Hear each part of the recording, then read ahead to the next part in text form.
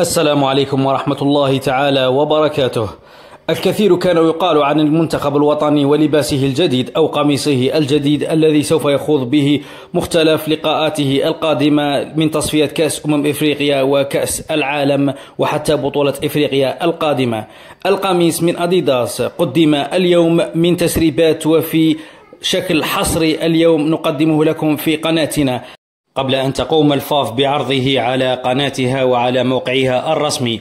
ولمن يكذب أن هذا هو القميص الرسمي للمنتخب الوطني، ها هم اللاعبون يرتدون القميص في تسريب لصورة ويقومون بجلسات تصوير لعرضه للجمهور ولأنصار المنتخب الوطني.